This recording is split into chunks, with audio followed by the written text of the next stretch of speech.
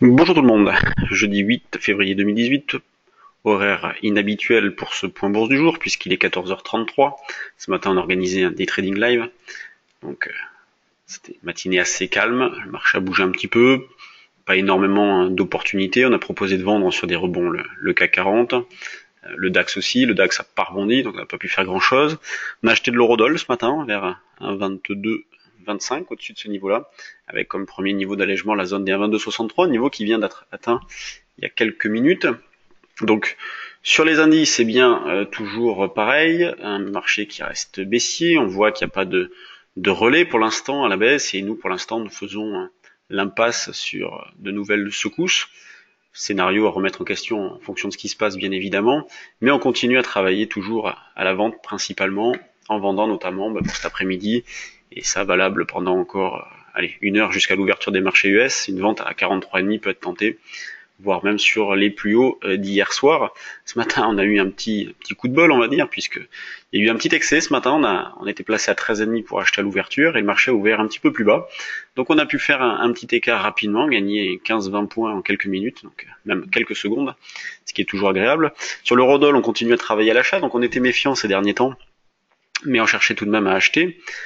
Mais on disait qu'on pouvait facilement revenir à un 22,50. En tout cas, c'est le message qu'on avait envoyé nous à nos clients, et notamment sur le trade du jour. Et l'eurodoll a fini par revenir en arrière, donc ce qui ne remet pas en question la tendance de fond. Donc on cherche à acheter. Pour cet après-midi, on pourrait très bien acheter en double appui dans cette zone-là. Les marchés américains, eux, ont été un petit peu plus calmes hier. Le Dow Jones a perdu 0,08%, le SP500 a perdu 0,5%, le Nasdaq moins 0,9%. Donc on voit que tout rentre dans l'ordre tranquillement. Donc on est dans la phase de digestion, du déchaînement du début de semaine. Concernant les actions, pas mal de résultats ce matin d'entreprises, notamment de valeurs du CAC. Donc on a donc Hermès hors CAC qui a publié, on a Legrand, on a Neuron, on a Pernod Ricard qui a publié ses chiffres, Publicis, Société Générale, Total. Donc Société Générale au-dessus des attentes.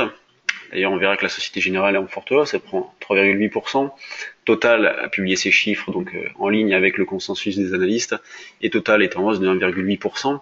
C'est ce qu'on va voir tout de suite d'ailleurs. Donc, vous voyez, valeur du CAC, la plus forte hausse Publicis suite aux chiffres, plus forte baisse Safran.